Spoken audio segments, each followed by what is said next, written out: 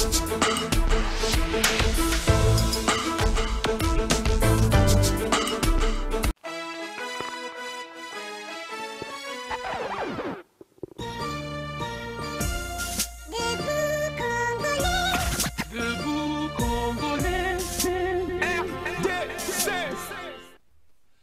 n'y a jamais eu un quelconque arrangement entre mon prédécesseur et moi. Wana ezali maloba Félix Tshisekedi liboso ya bapanzi sango na ngambo ya New York esika asili kozwa bapanzi sango ya mboka na biso pe ya libanda ya Congo. Mbote na bino nyonso esika bozali, mbote na bakongolais prix de paix, mbote na bakongolais ya motema mabe comme ya motema malamu.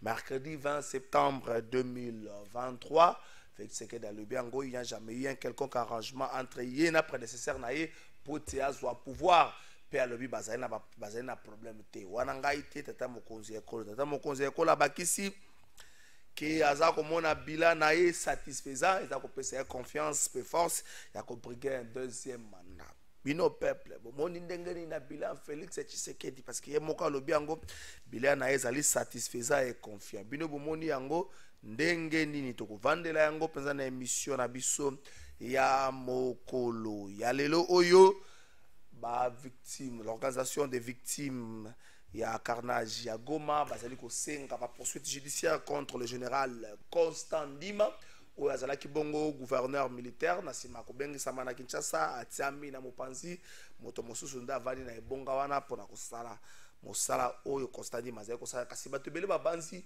kotika Constant Ndima boye ezali kanisi malamu te esengela leza liboso ya bazuzi ayebisa na biso makambo wana esalemaki ndenge nini mpe baresponsabilité ezali ndenge nini. Bato mingi babanzi bongo eske kosalema to mpe kosalema te, tokovanda tokotala toyeba soki ya solo mambi yango ekosalemela na mboka na biso.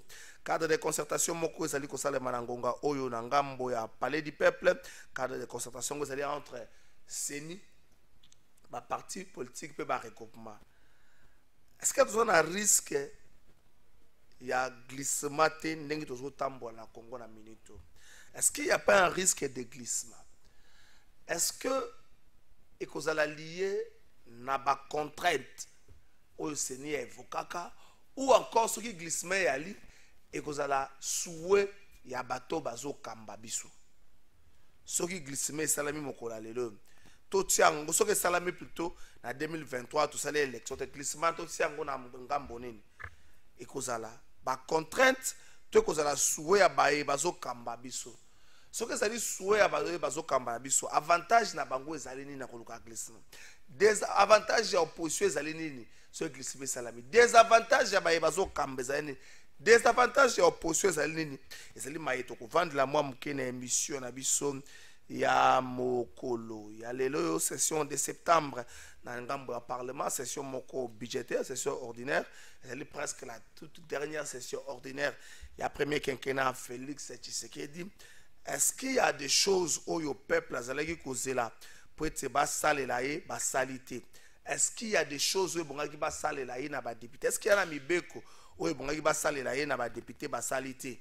Tokomeka mwa muke kolobela ngo na émission na biso ya mokola lome ya mbo na présenter bino ba invité ya mbo tokota tokena on a régi le président de la République Félix Tshisekedi na ngambo ya New York esika sili kozoma lelo na likambo etali 78e assemblée générale des Nations Unies. Félix Tshisekedi akozwa maloba mais déjà lobi asala ki biso aperçu na ye to comprendre que Kagame na Rwanda ba toujours na viseur na ye akotirer bango à bout portant. Mais toujours dans makambo alobaki libusa passa. C'est parti dans Gamba Régie.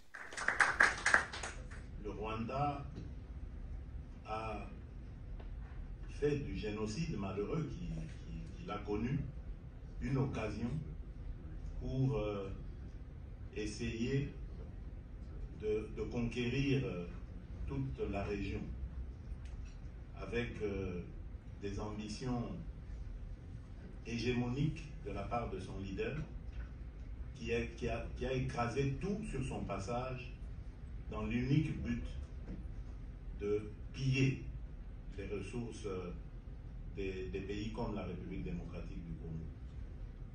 Aujourd'hui, nous disons ça suffit. Plus de 10 millions de morts, des millions voire des milliards de dollars de pillés en ressources naturelles, minières comme agricoles, ça suffit. Voilà pourquoi nous avons renforcé nos capacités et nous sommes, je peux le dire aujourd'hui, en mesure de pouvoir faire face à n'importe quelle adversité venant de ce pays-là. Donc, nous n'allons pas baisser les bras, nous allons continuer à défendre notre pays et je n'exclus aucun scénario pour défendre ce pays et avoir la paix véritable en République démocratique du Congo. Alors, il y avait un autre volet à votre question, c'est... les élections. Oui. Oui. Bon, le scepticisme, je ne sais pas de qui il vient, parce que tous nos partenaires, États-Unis, Europe, tous ont dit le Rwanda a fait du génocide malheureux qu'il a connu une occasion pour essayer de conquérir toute la région avec des ambitions hégémoniques de la part de son leader qui a écrasé tout sur son passage dans l'unique but de piller les ressources des pays comme la République démocratique du Congo. Aujourd'hui, nous disons ça suffit. Plus de 10 millions de morts, des millions, voire des milliards de dollars de pillés en ressources naturelles, minières comme agricoles, ça suffit. Voilà pourquoi nous avons renforcé nos capacités et nous sommes, je peux le dire aujourd'hui, en mesure de pouvoir faire face à n'importe quelle adversité venant de ce pays-là. Donc, nous n'allons pas baisser les bras, nous allons continuer à défendre notre pays et je n'exclus aucun scénario pour défendre ce pays et avoir la paix véritable en République démocratique du Congo. Alors, il y avait un autre volet à votre question, c'est... les élections. Oui. Oui. Bon, le scepticisme, je ne sais pas de qui il vient, parce que tous nos partenaires, États-Unis, Europe, tous ont dit... Merci, Tokozongela Maï, Tata Mokonzi Kolo, Félix Tshisekedi Alobi, famille Yakondo, Chéribin Okende, Bako Mikolela, le plus de 2 mois, quand on a appelé sa résultat, autopsie dans la justice, va éviter ni les avocats de moto à Bakambo, est-ce que les gens à manière pour tirer des choses à longueur, mais bon, au moins, tomber le mongongo pour baler la kesa pour oumela, pas ces eaux comme avec ma casse, vous voyez que tu as africain, tout ça, bantou, m'attend ici, là, jamais celui qui va continuer à monter à la bénété, famille à Chériba, aucun de Tinangonga, Bazano, Namatanga. Plus de 2 mois après, famille à Chériba, aucun de depuis le 13 août, depuis le 13 juillet, Ndé Akoufaki, Ndé Mabomaki, si les autres le 20 septembre, donc plus de 2 mois, famille les a kaka na matanga, mais le ta résultat autopsie pour le kaka. Et comme la justice est comme un problème, ma vie a multiplié ma communication, mais ma communication moi a aboutir na elo comme côté. Espérons bien que bande quoi justice après que d'alarme à libota ba comme kano basala ma mbango les kambango et tout ça na ba difficulté ya Congo Airways, ba difficulté à Congo Airways, nous avons la stratégie politique pour la reluka ko limiter mouvement ya ba candidat mususu candidat président surtout na approche ya campagne électorale on a mususu ba lobby ngolo ko za échec de gestion sur les échecs de gestion tout ça on a mutu ya nani ça serait facile d'accuser ceux qui ont géré avant mais ba o ba gérer Congo Airways depuis 2019 tilelo ba prouesse na bango za na niveau ça serait facile de dire il y a eu tel contrat na moni merveille ba elenga tindelinga document moko pour na koloba ke ni Kabila ni Matata azali impliqué na kati ya gestion entreprise wana bazo aucun franc mais ba gérer Congo Airways depuis 2019 tilelo oyo ba prouesse na bango za na niveau est-ce que l'échec ya Congo Airways est-ce que la faillite ya Congo Airways ezali stratégie politique topé ezali échec de gestion Bon, au moins le gouvernement s'est battu pour relancer l'entreprise. On a un sérieux problème, il y a un mouvement à Congo. Le baki Steve Mbikai, sérieux problème, il y a un tambour à Babalabala, sérieux problème, il y a un Pepo, train court, il faut que le son n'a passé composé. Ça, le train, le son n'a passé composé. On a côté Moussou passe, avion pour Lugangwabo. Il faut que ndako nganga na éviter pose avion pour avoir le monde normal là na Congo baloko ndako nganga to ndenge. Est-ce que toutes ces difficultés là il faut que tiens on a mis tout ya motu moko Félix Tshisekedi le bilan est satisfaisant pesa ko pesa makasi pour abriguer second mandat. To kanisi yango ndengwana Congo kanisi yango ndenge. Est-ce que makambo président na République alobi bilan na ye positif ou négatif et c'est lié mutalo ba yango to yo peuple. Oza komona Félix Tshisekedi ko kambo quotidien ndo yebi bilan Félix Tshisekedi. Est-ce que le gouvernement dit des warriors bilan na ye et sengeli ye muta ko betilo li solo porte-parole du gouvernement ye bisa auto yo moko vanda au kanisa que non ndenge na moni boye balaka biso Thompson e komate mpio di komate balaka biso soki loko boye komalité mais balaka biso loko boye komaki balaka biso oyo ba réalisaki yango. Est-ce que yo moko soko tsenyo sur la balance au moni que bilan il y a Félix Tshisekedi, bilan il y a le gouvernement de Warrior, ils allaient satisfaire. Sur le plan sécuritaire, sur le plan sanitaire, sur le plan économique, sur le plan social, sur le plan culturel, sur le plan sportif, est-ce que le bilan Félix Tshisekedi ils allaient satisfaire ça? Donc aucun dingo, dans la balance, sur le plan infrastructure, est-ce que le bilan Félix Tshisekedi ils allaient satisfaire ça? Tu remets à moi, Mouké, qu'on vend de l'ango, qu'on attend, inviter Bakota, Webi, Kinshasa. Il y a un problème, il y a belé, problème de s'émouvoir, problème de s'émouvoir, belé, Kinshasa, vraiment, il y a un problème. Sommes-nous libres? Il y a un tambour à Kinshasa. Est-ce que pour nous, à Kinshasa, il faut continuer à tirer dans ma péka, est-ce que demande de recommandations à l'Assemblée provinciale, il y a révocation, il y a quelques ministres, il y a 2 ministres provinciaux, et puis il y a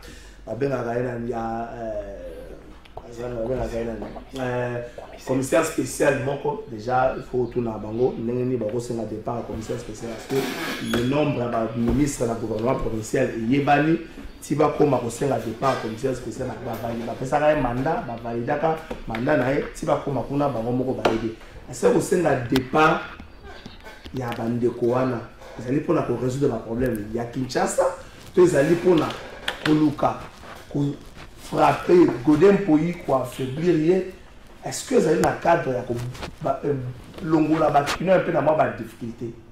La difficulté tout ça dans le problème le banditisme urbain est vendu pesant à Congo et vendu à Kinshasa comme si tout comme qu'on a ça limite na yango la limite na biso pour éradiquer le problème à ses frères tu vois aussi ça Kinshasa comme ville moko banditisme zéro ça passe tout comme à niveau là même entre guillemets un pays bien à défier démocratie bah comme à la phase même un pays industrialisé un pays moderne bah comme à niveau à est-ce qu'il faut comme à niveau en France Béazana Nangaï France Béazana Nangaï à la Marambosa la région France à la Marambosa la région est-ce qu'il faut comme à la phase où ils a passé mais au moins donc il éradiquer en deçà de la moyenne. Est-ce que nous avons démontré nos limites dans la phase où nous sommes même pour la Bunagana nous avons démontré des limites. Est-ce que nous sommes d'accord que plus d'une année après tout allait on a changé de ministre de défense, on a changé de stratégie pour qu'il va sommet Belé, Luanda, Nairobi, Luanda 1, Luanda 2, Nairobi 1, Nairobi 2, pour qu'il va Bujumbura, mais tout suite n'annuté, ma coquille a récupéré Bunagana. Est-ce que nous sommes au bout il y a ma réflexion là dessus Congolais nous ceci quand ça dit au cancer on a ndenge na le mon côté na offensé mon côté est-ce que nous sommes au bout il y a ma réflexion là dessus est-ce que makambo Steve Mbikai ya lobaki au-delà ya koloba pa positionnement Steve Mbikai ba tebele ba Steve Mbikai za stable terre za lelo na gauche na na droite do kuna na au sud ou na ouest mais au moins est-ce que maloba Steve Mbikai par exemple pour la likambote le gouvernement ça va le compte essengel nango et démissionner pour balakisi ba limite na bango bazali incapable de repérer biso ba solution na réponse na biso na ba problème na biso plutôt est-ce que Steve Mbikai a lobby mabe est-ce qu'il faut qu'autant la nanu ba tendance politique à Steve Mikai ba kobina na kota bo saka yosa avant que ba ramzuzu na ngwana bande ko bozo la politique ato ça elengo ça politique ba ko banda ko rappeler obi tambola na yo ozalaki awa lobby ozalaki awa lobby Steve Mikai za lokola muto ayiba dongo ata misili ebungi yekaka Steve Mikai makamba lobby akoyi kozali na raison mais pour opinion ndimela ye ba tala Steve Mikai yo et là, on a Willy Bakonga. Willy Bakonga, on a pas de télé, là, soyez au long pas Kabila, au tiki kabilisme, au tiki politique. Mais le logo m'a fait ben. Est-ce que ce côté les mille pour ça, bah, tu m'as cambozo, le Willy Bakonga, bah, tu vas dire la caillou. Ça s'appelle Nengue Mokona, bah, tu vas dire, bah, on a une ça que bah, pas fait distinguer. Soyez bozo, le bah, tu vas dire la caillou. Tenez, vous avez gesticulé, vous avez cassé le col, bah, tu vas dire la caillou, vous avez au pire, vous avez la caillou, vous avez qui perd la caillou. On est dans un monde qui peut être billet vert. On est dans un monde qui est population qui a la lecture. Est-ce que vous êtes prêt de rester constant dans vos positions? Président Mbosa Lobaka, il faut servir le peuple. Je me pose la question. Pas être dans l'opposition à l'Assemblée nationale, on sert le peuple. Est-ce qu'il faut être toujours du côté du pouvoir pour servir le peuple? Parce que étant député, on sert la mobile, on militaire, on sert la mobile, on peut la peuple, le mobile, on va toucher directement. Mais ce qu'on sort, il pour ça la peuple, et c'est nous en a pouvoir. Donc wana Congo mobimba opposition kozala te po bato nyonso bakota na pouvoir est-ce que c'est toi qui est bon? Est-ce que nous sommes matures biso ba congolais surtout bato ba osala politique? Est-ce que vous êtes matures?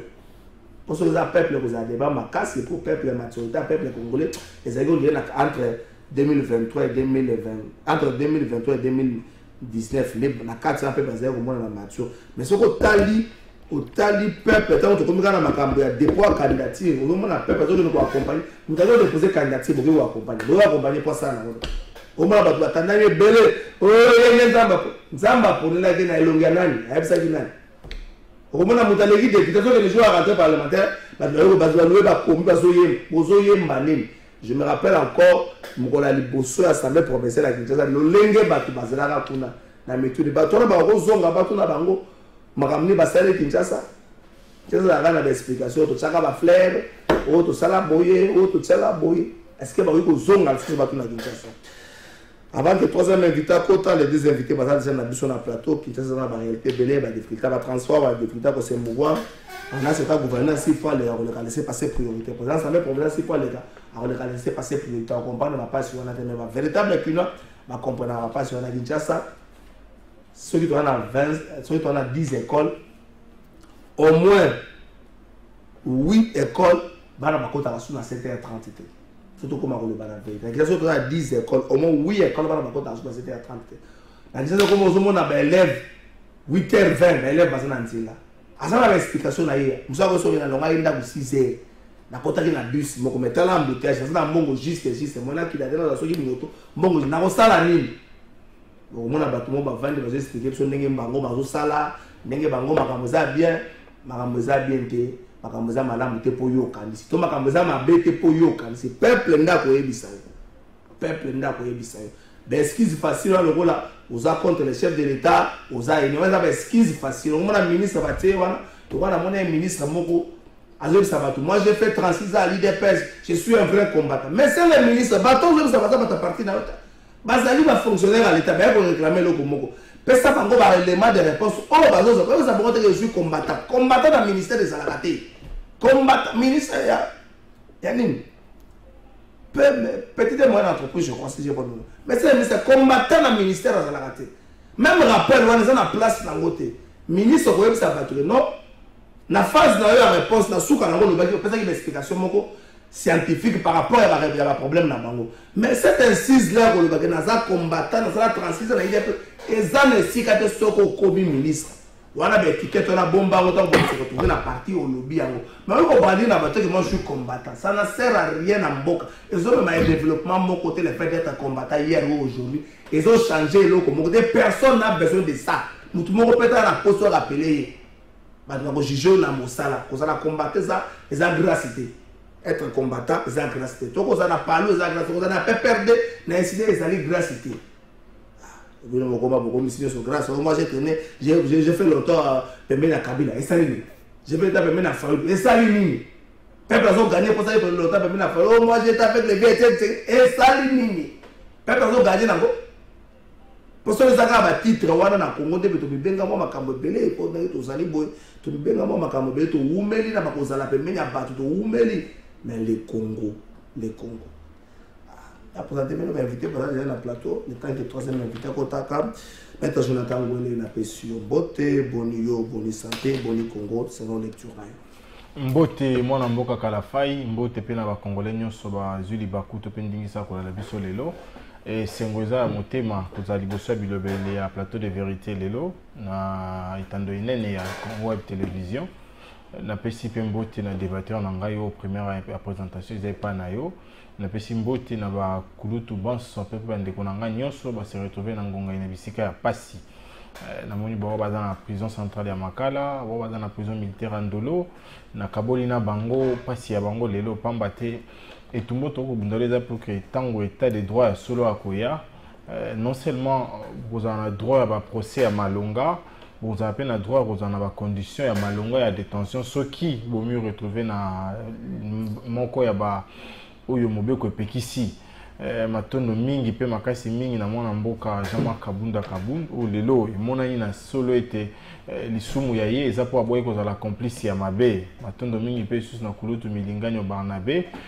mukeba ikoso Ig Michel Salomon Iskadela na pesibino makasi pambate lelo au peuple à comprendre et lisumu na bino nyonso à la majorité eza po boboyi ko za la complice ya mabe eza ko caractériser bo kambiande ko Antoine ndeko trésor tika na bakisaka moke na likamba Constance obeti na maneko tanga mobeko moko to pe mokanda moko auteur wana renvoyé na banko ba citation ya Cheikh Anta Diop a koloba la constance c'est avant tout une question d'éducation donc ce qui n'andako ba pesa ki éducation malonga te o esalete oyo ko pérenniser ngo te comme valeur na constance ce qui peut n'habiter le topé na environnement pour éducation nous aurons place belé hein les éducation en ndaku les éducation a été les appels éducation diffuse auto le retard na nzela donc ce qui n'a du point de vue éducation ba kalka ki yote malamu ko zalape moko ya bato ba ko se caractériser na inconstance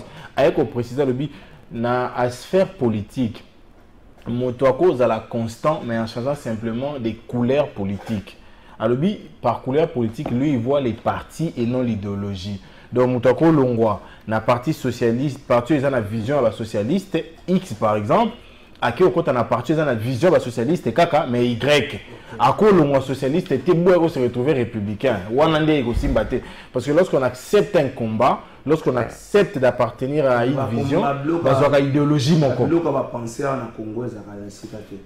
faut te rappeler aux Congolais parce que les lots, on a remis tout na idéologie et quand qui peut perdre au le long de Conga, l'ongwe li pas qu'il des cocottes na union sacrée et zanini. Est-ce que l'idéologie les a mon corps? Idéologie l'ongwe show qui tourne na peut perdre qui na union sacrée. Donc il y a monté na pas à cette partie na union sacrée. Est-ce que l'idéologie déjà peut perdre? C'est fait ça la question. Faut que soit statut peut perdre ko scripté en gros, ko ba soka zaka na respect idéologie a changer kaka ba tendance. Moi j'insiste que ceux qui versent aujourd'hui dans l'inconstance, ce sont des gens qui n'ont pas été éduqués. Tout le bango ata bongo. D'après Cheikh Anta Diop ngate. D'après Abi la constance est avant tout. Des trésors. Cheikh Anta Diop a lobby la constance est avant tout une question d'éducation.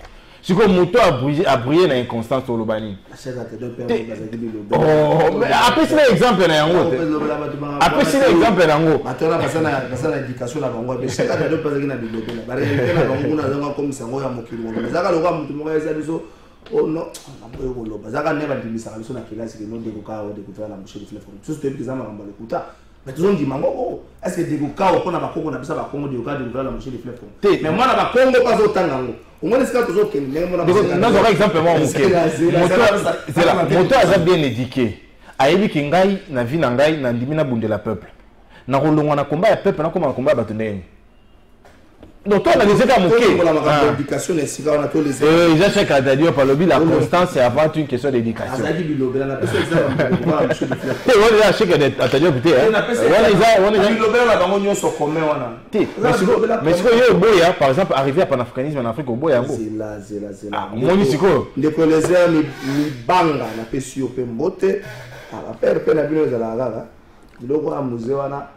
Na sa le rôle kufa le wa le wa mwa musée na kuna ni balongo lango. Zakani fondation musée le wa de na ba ina ko buka ngode ko beleza na pesi yo mbote. Mbota tuka ndeko journaliste esengo mingi eza ya kokuta na bino na tongo awa kosola pona mboka na pesi ko débatteur na ngambote na pesi ba kongomani bazola na biso mbote nanga la préciser le mot détail ceux qui bolobi oza mal éduqué ba finioté il faut ba la nuance entre insulte ou injure na qualificatif de la même manière ba ordre na désordre désordre zaka un ordre ordre moro mal organisé c'est un peu ça et na bandi était donc à la fin l'obscurité n'existe pas. Exactement. Hein? Exactement. Ça n'existe pas. L'obscurité n'existe pas. C'est l'absence de lumière. C'est l'obscurité. Donc, il faut que ça nuance. Je sais que la société entre ténèbres et obscurité. Moi je ne parle pas du ténèbre, là on a la physique, ténèbre on a la considération chrétienne ou ce qui nous a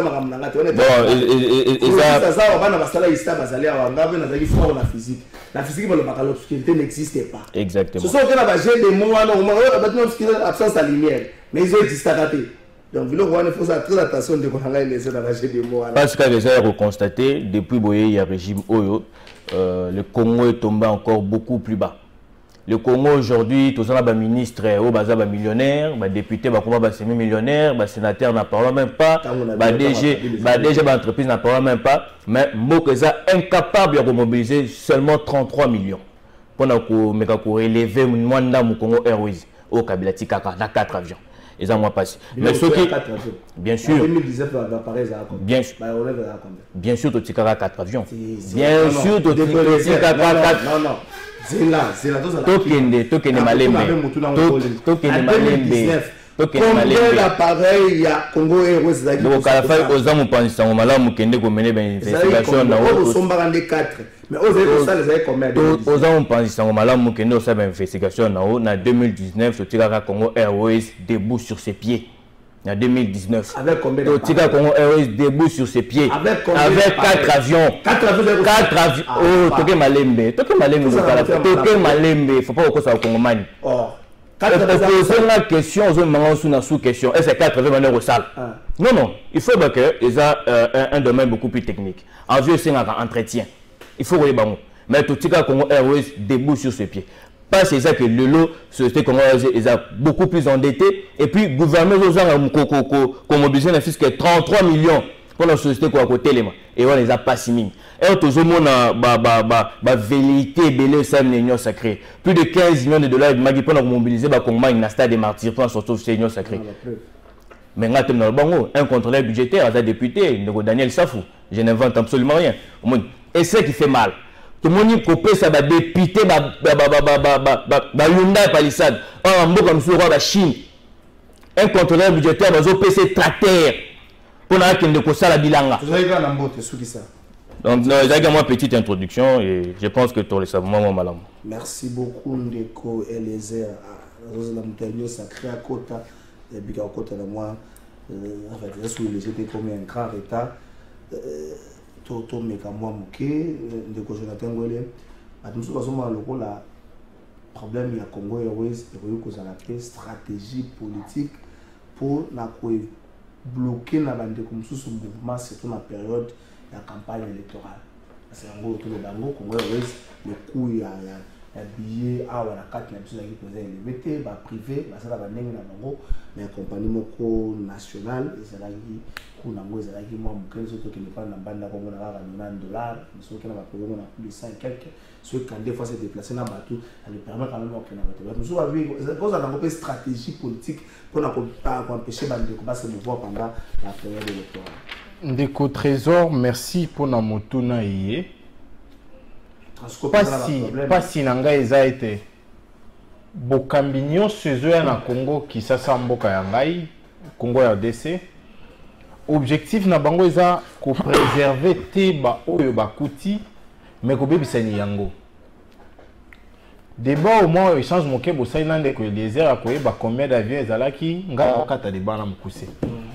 Na 2019 na joué exemple na bité ezalaki bongo Congo ya ezali na ba avion mibale. C'est ça. Te na kati nga na bité on a chemi balé. Ozaire ko sala, faut préciser. Ngai na chemi balé. Ozaire ko sala. Depuis 2019. Boni lelo Congo ezala sous na avion mo hôtel likolo. 2019 mibale. Mais lelo ata moko ezali likolo te. Ozongi une année en arrière. De Antoine a dit un avion moko et qu'il d'entretien. Tout la kaka na moko. Boni milenge la kite pour nous parce que oye qu'il d'entretien on ezonga mbango pote oye tika liwana pe et kende la nezonga. C'est là le grand problème. L'on n'est pas à même de gérer, mais on est à même de détruire. Bah bakuti Transkin. Transkin est la ligne de l'autre. Bah bakuti Transkin on a plus de 30 lignes. Transkin est la ligne de l'autre. Ndenge moko Elzaïre Fandaka. Ndenge moko Sotrage Fandaka. Les lopes surtout doivent continuer na rythme wana. Mais ma mère a été en baloyo. Yo okia on a ba assembler. Eza bongo. Balobi pour ba politicien opposition ba tambola te. Aviez à l'école. Oublions que pour faire de manière ponctuelle et de manière régulière, de manière ponctuelle. Donc c'est ça la tourner, on va tourner soit continuer à ça va plaire au kata. Au bout de ça à Zoniki. Pour moi continuer au tambour les athées, bipumbe les athées. Tout le monde wana lelo. Avion et rappel utiliser la service et son l'état pour foutre bateau. Le salaire à bateau pour que mes sous pour les athées. Boni bateau oui. Moi par exemple, je l'ai toujours dit. Na perdara moto moko ya famille ko la uzanga passeport. Passeport pour les organisations libanda et bomela ngande ko famille awa. C'est même un truc que les gabande ko mo ba bengi ngai ndeko na bango na chef lié à Kassai Central au Koumou dans Souni. Chef lié à Kassai Central. Kananga. Voilà le Makuna pas yawa, bah réservé na mettre la cinquantenaire. Pour la santé de l'image, mais vieux aviez exactement de quoi oui kuna. Ah bah fouti bah bongo bah ça la réservation pour faire la civile opération. Mais quand on a pépé de quoi oui. Est-ce qu'il faut continuer à mettre la bataille à beaucoup? Il connaît encore là bas. Il semblerait de trésor. Tout financier dans le pays de justice en face. Ça coûte 300 millions de dollars. Bien sûr. 300 millions de dollars. Mais ce 100 jours, 50 millions de dollars. De comment faire la Boloa. Avec 50 millions de dollars, tu sais combien d'avions nous avons d'occasion? On peut avoir à peu près 2 avions à Sika. Dans 50 millions, on a 2 avions à Sika. Bon, on a espère, on est en zone à tâtonner. Tantôt c'est 25 millions, tantôt c'est 30.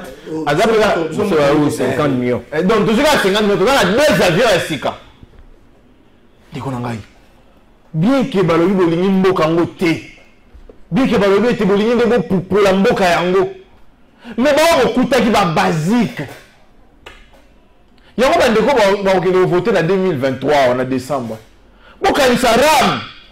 Bon, quand il s'abatte, on va couper le grand avion. Non, on appelle le repas si on a un déco trésor. Au banc, on est Christian. Tu combien on a période de campagne? Au banc, on est Christian. Tout le temps, on a besoin de cela, norme. On a un problème au banc X, Y, tout. Mais là, il a respecté la norme, il beaucoup. Tout ça, ça n'est mon bureau. Ceux qui ne respectent pas, vous respectez. Mon tour dans la il a respecté la norme. Ceux qui ne respectent pas. Ngano to rappelé bango qui va respecter la norme tête. Mais biso photo respect. Ngano to rappelé bango. Te mais biso photo. Est-ce que là-bas âge na bango photo nous rappeler bango qui va respecter la norme. Biso sur photo respect. Bazora mongo à l'état. Basangala rapport à l'état. Bavoyager na mongo à l'état ba ko sunga peuple état se retrouver dans l'état. Na ba âge na bango. Ba ko rater ce que tu sens dans ça. To rappeler bango kaka. Yango na lobité. Ndenge na ba chef biso ba ko na poste ba biso mongo à ram. Okani sango. Les gens parlent de vie de trésor. bato bamisala ekufa mutu yaki congé awa po azonga kozonga te date ya mosala eleki bayisa bino koya esu te. Pourquoi? Parce qu'on n'a pas d'avion. On n'a pas d'avion. Le lot est batikeli c'est à charge. J'ai la token ndeko réserve l'organisation ya victime ya carnage de Goma batongoli mongongo pour na kosenga et général Constant Dimas la traduire en justice balobi ça déjà passe les années que bandeko na bango ba condamné à Katibini atebele batongoli mongongo pour na condamner yango mais bazo senga général Constant Dimas la traduire devant le juge. Est-ce que procès au salem est coquité et sengeli kaka l'ancien gouverneur militaire PAIA Soussou azali boso bazo? En tout cas, question moro malamu. Et maintenant qu'on épingle point moro na sujet il y a Congo Airways. Est-ce que vous avez dit que vous avez dit oui avion? Oui avion. Les lois attaquent cric, baso manauté. Attaque $2, $2. Nanga na zo na zo forme attaque cric baso manauté. Tano dégâts buzoba. Oui avion attaque cric baso manauté. Et puis écoute Felito faillite ya Congo Airways. Je me demande pourquoi biso à Congo on est toujours animé de mauvaise foi. Est-ce qu'il y a eu un conseiller de la présidence, je parle au conditionnel, qui a proposé qu'il va créer Air Congo? C'est à partir de là, je ne sais pas, ceux qui osent kabiliste, parce que tout le monde ne peut pas être kabiliste, tout le monde ne peut pas être aussi tshisekidiste, mais c'est que parce que Kabila qu'il faut tout détruire. Donc, dans le souci de créer compagnie d'aviation à Sika, nous avons tourné les deux dans Congo Airways. Et après, il y a un bureau mensongère qui, soi-disant, il partait comme tête pour une câble, il faut un actionnaire, il va retirer l'action, il y a un Congo Airways est tombé en faillite. Alors, pour le carnage, il y a Goma. Mais je pense que nous sommes tout le qui loi de régir l'organisation de la garde républicaine. Les compétences sont d'attribution. Carnage et Hussein Nagoma, le seul responsable, je ne dis pas que c'est lui qui a tué, mais le seul responsable, nous tous allons qui a illustré sur la et la présidence de la République. Mais il y a aucun moyen que précipitation à la procès des Okende. On sait comprendre que besoin n'a pas bon mais le remords est-ce que vous avez un chapeau là Eliezer Abimi moi na Abimi Libanda Abambi Libanga malamoko baye pas Eliezer. Mais moi azana papa azana baboti. Oui mais moi na oui ça âge à maturité. Azana 18 Abambi Libanga baye malamoko pas na. Ndeko Kalafay. Il faut regarder union c'est les gardes républicaines. On parle pas du phare il y a phare on parle pas de la police. Autant les gardes républicaines. Compétence dans les émanations mbamoro ya chef de l'État. Alors ici la question qu'il faut se poser, il faut vraiment se tourner vers la présidence de la République. Et ce qui me fait mal, je crois, juriste, précipitation, il y a procès des Okende. Est-ce qu'on dit que Cour pénale, CPI, et c'est saisi dans un dossier. Et puis, de deux, la Cour pénale n'a qu'obligation d'enquêter lorsque la lucidité des faits n'a pas été éclaircie. Et du coup, tu dois comprendre qu'il y a un Louis sur Roche comment tu vas précipiter procès seulement pour au cas où la Cour pénale a se saisir de l'affaire, le procès a été résolu. Et moi, ça me fait mal. Et puis, tout ça quand même bateau. Jusqu'à quand allons-nous continuer toujours? Il y a quoi intérêt la population de manière un peu pas trop honorifique. Est-ce que c'était beaucoup plus compliqué? Il y a quoi de manière beaucoup plus digne. Est-ce que c'était beaucoup plus comme est-ce que c'était trop demandé au gouvernement? Comparution P général militaire Constant Dima. Est-ce que il faut que les noirs toto tika procès au salama et comme Matina Souka Bongo ma responsabilité à l'établir? Non, il faut tout le monde, il faut tout comme Moutinioso. Il faut le général comparaître. Il faut que le gouvernement militaire comparaître. Il faut pas tirer tous les problèmes au clair. On a un problème avec notre justice. Au moment où on a tiré, on a fait sur la lucidité. Tout le monde a fait un procès 100 jours. Tout le monde a éclaircissement de la macabre. Tout le monde a, les plus récents même, il y a un de Chéribin. On n'arrive pas à comprendre jusqu'au point où la famille est en train toujours de s'alarmenter. Jusqu'à quand nous autres, on a toujours la mort. Et moi, je pense qu'il est beaucoup plus responsable. Il y a nous tirer tout éclair pour nous élucider nos problèmes. Merci, Jonathan Ngolé. Est-ce qu'il faut que le gouvernement militaire aille à Samba pour éclairer les Kambango et les ou encore, n'est-ce que les Mabongo, toke nango tina suka, total, la responsabilité pour ça, on a mis tout un an et puis, tu mets qui moi bien pour progresser. Ndeko trésor, les Kambo ya carnage et à Goma. Parce qu'il faut le bango. Déjà les Kambo, faut vraiment tout analyser avec beaucoup de prudence et surtout beaucoup de compassion. Tout ça, là, le roi Patrick. Patrick a le biais d'un incident. Hein? Le plus mauvais de Patrick que moi je connais, on a des incidents. On note la vie comme ça, une cinquantaine de personnes, il y a un incident. Pour eux, on a la gouvernance, on a un incident.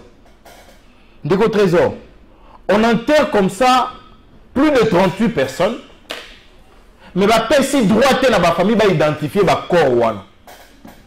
On a la responsabilité du gouverneur militaire pour appeler le général Gabi, il peut faire comment? On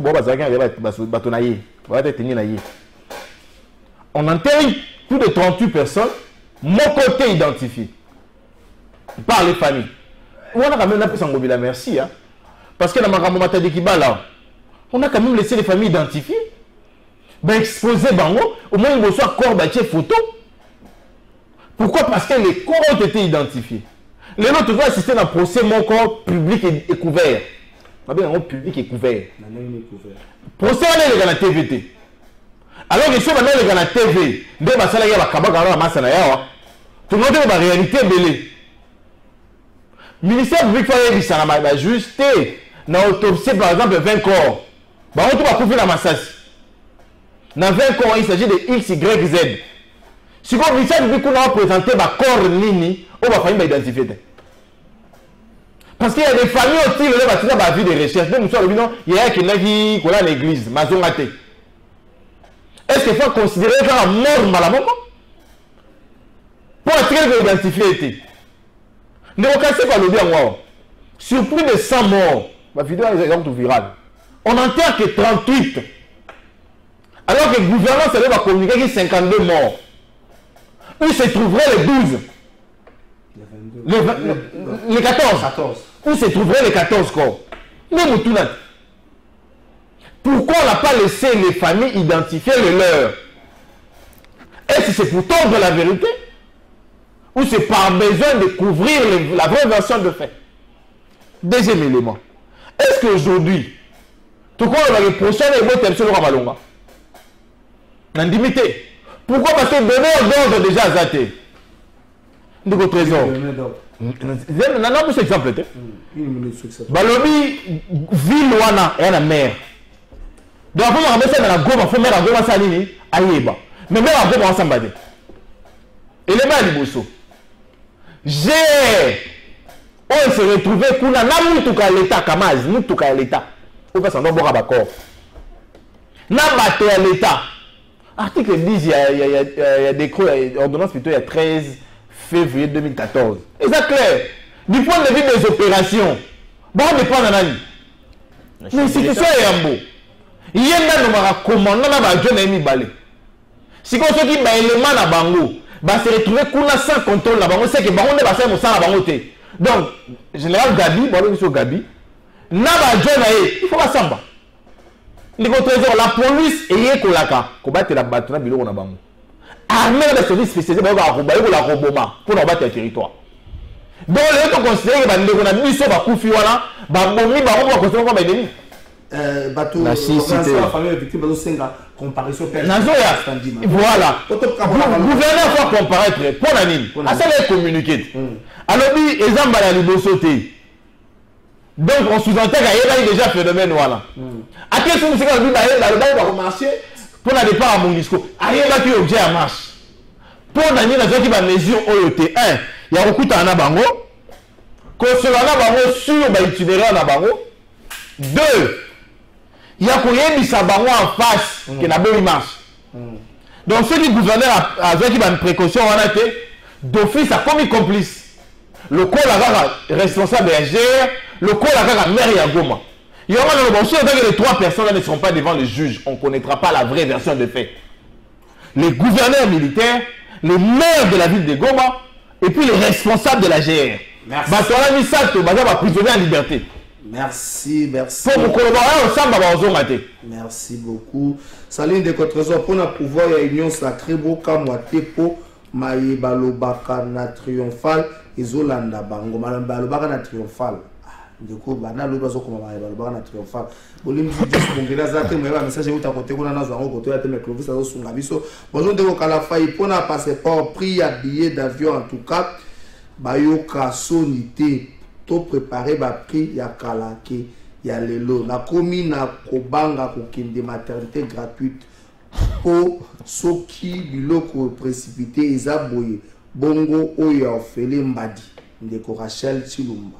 Merci ndeko Rachel ba message ba ndeko bolimbisa jusa salite moi otanga message ya bino sur ça. Bonjour ndeko Kalafa juste pona kobakisela invité na yo na tuerie ya Goma bakundi 57 corps au lieu de 38 au lieu à 38 selon invité na yo. Merci beaucoup ndeko. Et bakundi 38 au lieu de 57. Bonjour ndeko tous les langues ba invité na yo est-ce que baye bakake durée ya livraison ya avion neuf. Il y a avion neuf ceux qui va commander yango durée ya livraison une année ndeko na ya avion sika ceux qui va commander yango une année. Parce que nous on a commandé des avions à Sika. Faut que ça ait contrat leasing des alaka. To bossa na bakambe. To honorer va pas na biso te ba dila yango. To bolonga te to kende kuna. Est-ce que le loyo celui élection salamité to lo bango glissement moko préparé voulu par le pouvoir ou la contrainte liée à l'organisation.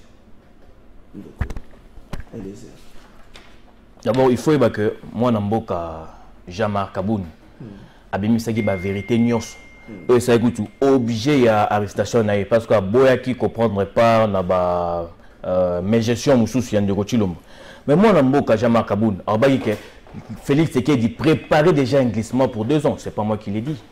Abako on a résidence dans ça point de presse na mais ertozoto la suko maramunyoso vous allez voir que le régime actuel a déjà nyonso sur pied pour que ça va être élection dans Denganko pour la Libye au glissement. Pour vous imaginer une de Kalafay, attends à Kabila les Arabes bongoté. Aujourd'hui, nous expliquer. Moutazo s'en sont organisés sur l'élection de Kadima. Je n'ai rien à voir contre Batbazan Espace Grand Kassai, Ngamo Nazakutu originaire il y a côté Kuna. Non, Ezaka moi analyse dans ça là. Ils analysent. Il faut éviter terrain parce que ça comme on peut ça canne. Ils juste analyse. Ce résumé parce que même la constitution le dit, il faut s'y tenir compte de la géopolitique. Ils ont encore analyse. Ce résumé s'en sort organiser une élection de Kadima. Espace Grand Kassai.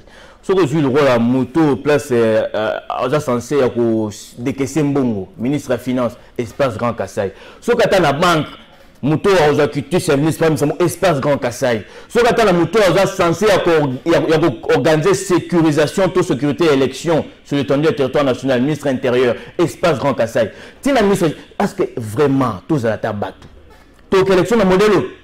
Et puis, je me dis que bureau à Séni. Bon, comme il y a bureau à Séni, ils ont composé un parti à majorité, parti opposition, société civile, la confession religieuse. Il y a un psycho. Parce que ce mandat ou opposition à Zouakito, à Komaki, ou à Tinba représenter na Séni. Entre autres, c'est salamité. Tout tiango na compte il y a. Sauf que l'élection, préparation à pouvoir ou encore la compte à la contrainte liée à la ce qui élection salamité, il y a des aspects. Premièrement, il y a volonté, il y a régime où il y a organisé l'élection. Et deuxièmement, il y a Kobanga. Parce que le régime où il y a la bilan positif de représentant de Congomani. Et bilan, il a été une fois le bango. Il ne faut pas une fois constater. Et donc, quand on moi la classe, papa, j'ai bien travaillé. Non. Il faut professeur à constater, peuple a constaté que Mouto Toponaki à la Karibiso Bouibakokisi. Poisson, il y a Namibie. Exact. Poulet béton. Exact. Oui, argent à la Kaki. Exact. Budget à 16 milliards, mais le lot compagnie à 33 millions. Est-ce qu'on peut se vanter qu'on a réussi? Au lieu de dire que peuple a constaté, peuple a arbitre.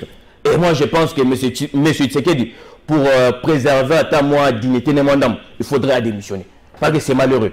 Merci beaucoup. Bonjour, de votre zone. Pour la publication, la liste provisoire des députés provinciaux Kobima Journée Nigilin depuis Lemba Salongo. Ah, ndeko zela kaka Kobima. Zela kaka. Zela kaka. Torozela. On peut se réponse mokola lobi ndeko Gilin depuis Salongo, on peut se réponse mokola lobi. Jonathan Ngwele. Ndenge makambo sala bato bazomona ke ba contrainte ndeko comme ma biso sala élection le 20 décembre. La contrainte oyo c'est ni atombola ki mongongo bandaka. Neti na minute oyo atuso basoloba mpona komema ba kit na bisiko bongi to voter soki to sali yango te na septembre aussi to komi na retard pour l'élection le 20 décembre. Soki élection salamité to loba nini soué ya ba bazana pouvoir lelo to peut to tsanga na mapeka ya ba contrainte ya organisateur ndeko Kalafai likamba monene to pe ya moto ya koloba est-ce que ndeko muka tombolo azana posa au sala élection ngana koloba eta azana posa wana te.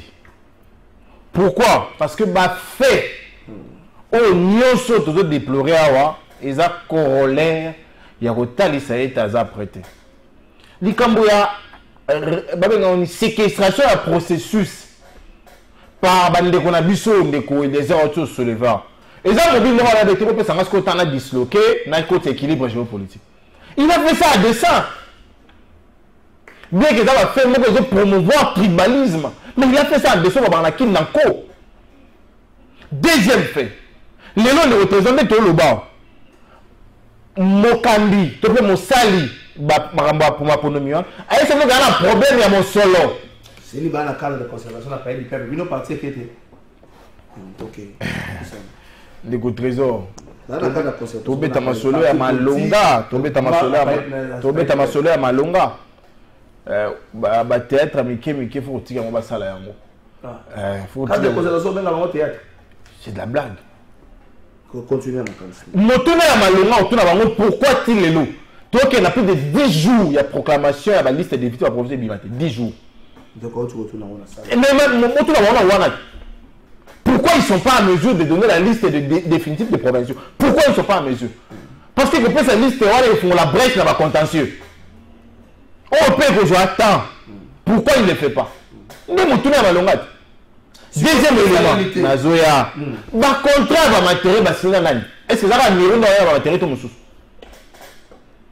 Il y a un financement, il y a un matériel. Troisièmement, l'agent va au travail, va recruter combien? On a fait exemple, mon kilo, il a 1010 bureaux de vote. 1010 bureaux de vote. On a Simanae, Bandalungwa, 216 bureaux de vote. Et puis on a Séléma, 378. Voilà. Ngaliema, il y a 804. Si vous imaginez ce qu'un centre de vote, moi a droit à 600 de classes comme bureau. Il y a un grand nombre de personnes à recruter. Un grand nombre de personnes à recruter. Tous les gens ont 442. Si vous avez tout le monde, vous allez recruter en novembre, en octobre, en décembre.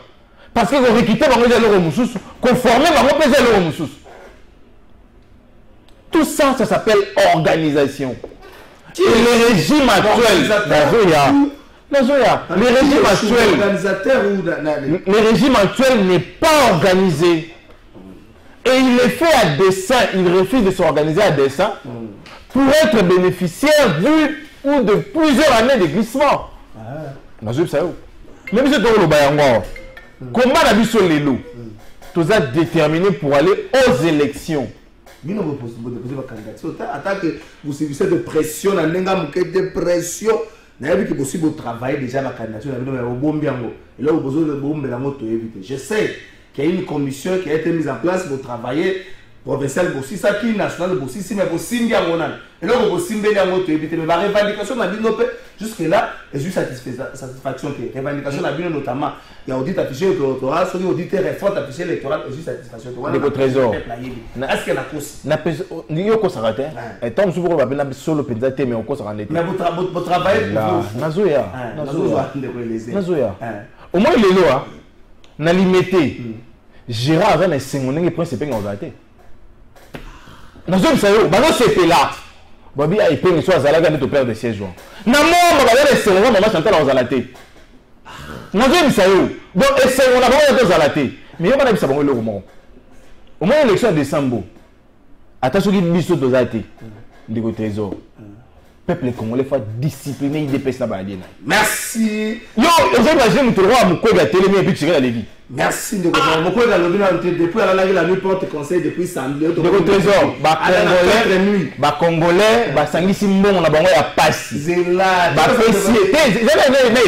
Ba sangisi mbongo na bango ya pasi. Ba pesi. Ba papa biso to lingi za la candidat. Sko yo boya. C'est voilà, merci. Alors la nuit porte conseil. Ça va mbongo na bisa ba contribuable ya pasi. Na to ndo mazu moi 100 fois na pas d'acheter taxi na nzela bosi bo futi mpako wa 1700. Ba ko na soka 100 000. À quel moment le loyer sur le Solomon le couteau il est deuxième dans le classement WBA.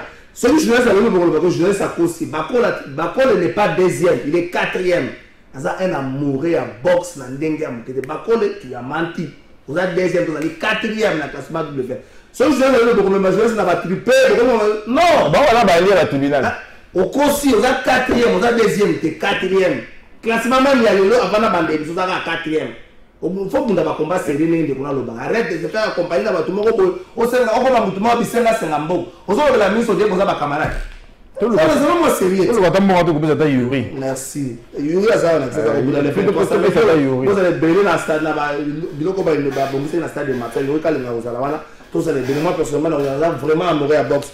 Bonjour Ndeko Bamasangu Bakenda Kosomba nanu eyate pourquoi ça traîne. C'était une promesse de petit et moyen, PMU, ou Paris Foot, ou quoi? Mais c'est juste Paris Foot, on a compagnie. Bonjour de votre trésor, budget est à 16 milliards. Est-ce qu'ils ont la caille solo, tout le biseau? Ah, on a nous distingué comme vous, ça m'a le gouvernement. T'as vu le d'abord la polémique. Congolais la polémique. Bino, on a battu malam. T'as na nini nouvelle là, bah ça la congrès, mais na bah on a candidat président au Nanyo. Ah, Claude Ngoma, nouvelle là, congrès au Banazogi mardi, mais candidat président est intéressé. Candidat président est union sacré. Bonjour, plateau de vérité, mbote na excellentissime maître Jonathan Gwele. En tout cas, nazo mitu na soki ya kosomba isa problème. Bongo ya ofele kutu, nga kutu, na misueli tongo, tonga pour maternité gratuite, oyo na moni claire. Ah, maman, aussi tonga pour la maternité gratuite. Abi a kosomba pasi maman remplissez la terre. Allez. Trésor. Certes, bazana ba opposant mais ba éviter tribalisme mais surtout pas na plateau émission na biso. Merci to linga kabango mingi. Merci ndeko lobel ngabino mingi. Mais boki matériel wana tribalisme. Nga moko na bundela yango nga na eba na kati soki naza mutakweni nazaka congolais ba province nyonso nazali na kati. Bonjour monsieur les journalistes. Merci pour la vérité, nous toyeba kate grâce à la plateau de vérité tokomi ko yeba kende liboso c'est tili falanka na kikwiti na kikwiti. Bonjour plateau de vérité yebisandeko wana ya pe perdre ayoka soni nyonso tozo vivre lelo ezabila na bango Olivier depuis Bibois. Bonjour ndeko ya pe perdre azo loba mingi or chef na ye moko baba ndeko lutteur depuis Yolo. Bonjour plateau de vérité tout na bandeko oyo ozana bango na plateau batanga bileo komi balé kaka oyo Félix asali ya bayoka soni ndeko Luison ebi le monsieur komi na suka chef de l'état lobby na nini na New York bilane za satisfait zo pese makasi même ko un deuxième mandat voilà chef de l'état ngaite ana za un congolais moko électeur soki na voter soki na voter na yebi na ngati. Vous ne pensez pas que le Congo a quitté d'un point A, à comme à ZDT, mais comme un point B ou C depuis le 24 janvier 2019 jusqu'à aujourd'hui. Vous ne pensez pas qu'il y a eu des points positifs dans le mandat à Félix Tshisekedi. Certes, ça nous a embêtés. Et quand ça a un point positif, et quand ça a un point négatif, vous ne pensez pas qu'il n'y a pas eu un point positif. Vous ça en application en musique, l'article de la Constitution, ça va consacrer gratuité. Vous ne pensez pas qu'il y a eu des points positifs dans la gestion de Félix Tshisekedi? En tant que journaliste, il faut d'abord qu'entre les dires et les faire, il y a un très grand écart. Au moment où Bandeko Bazagi est en opposition, Tobanza qui était une fois baju pouvoir, nous se rechanger. Une fois baju pouvoir, na lombango. Pourquoi? Parce que bazo qui taming on va dans la bande de touche. Bataille bafaille à Mobutu, bataille bafaille à Kabila le père, bataille bafaille à Kabila le fils. Une fois aux manettes, on va changer. Mais tu constater que les bateaux ba décevoir congolais vraiment na quatre na bango. Pouvez-vous imaginer, moi j'ai toujours dit, Félix Tshisekedi Azaki président a bossa Sabiso Kabila. Ceux qui Kabila. Non, non. Tout se plaira en alternance, ça il faut le dire. Parce que ils ont faire promouvoir la démocratie en Boka. Et Félix Tshisekedi Azaki président a bossa Sabiso Kabila. Fort malheureusement pour lui, a tombé le sous la vérité un peu plus bas. Et c'est ce qui fait mal. En parlant de la gestion, oui, il y a eu des côtés un peu plus positifs. L'autonomie francophonie et infrastructure. Bien qu'on était dans une préparation à outrance. Mais il faut qu'on connaisse secteur par secteur. Aujourd'hui, secteur à sécurité. Est-ce qu'il y a eu avancé? Aujourd'hui, secteur économie. Est-ce qu'il y a eu avancé? Aujourd'hui, dans la société, est-ce qu'il y a eu avancé? Et moi, je pense que tous avons le Congo, le roi dénominateur commun. Hormis nos appartenances politiques, il ne faut pas tout défendre comme pour notre intérêt personnel. Congolais à Malam, Congolais à Maïle, Aïbesika, Félix Azouaki, Moka, Pesika, Tikiango. Je crois que les gens Congolais de Aïbasoki réellement Félix a réussi à mandaner ou pas. Merci beaucoup, les airs. Jonathan Goy, le Soukistan de Romora Tounia, pourquoi bien vous continuez à la télévision? Il faut que vous avez observateur pour vous participer à la processus de Romora préciser bien, mais c'est directement dans le pays. Tous ça, acteur très impliqué à la processus. Très impliqué jusqu'au départ de Antoine, le 20 décembre. Pour Azokinde, ça c'est déjà une précision à donner. Mais pas point positif, les alliés. Parce que pendant de Antoine, il y a Congo, le roi, il y a Congo, le escroquerie ya monene sana na Congo ya liboso comme on ram depuis 97 à ce jour comme on ram et ça le régime ya nani ya Ndeko Antoine escroquerie lui balé à monene les a tiré genoux des millions de dollars volés sous la gouvernance de Ndeko Antoine babili ko so kani so bi grâce na le bato ba patron la banda kuna ba mbongo na ba poche Soukisa. Il y a un moment où ça peuple beau. Tant que comme en décembre, on a déjà un dialogue. Na benga ni pe na dialogue. Donc ce bon la dialogue na benga sangote na os appétit. Na benga yo pe. Ba benga te ndeko trésor. Trésor comme na souka. Il y a na bande lisusu. Ceux qui ba benga ni ba ozala nga na ozala te. Ceux ba benga sipi ba ozala na ozala te. Mais décembre bakanga likolo, bakanga na se. C'est qu'il doit partir. Merci beaucoup Ndeko Jonathan Goy, merci Ndeko Eliezer Bolimbisi.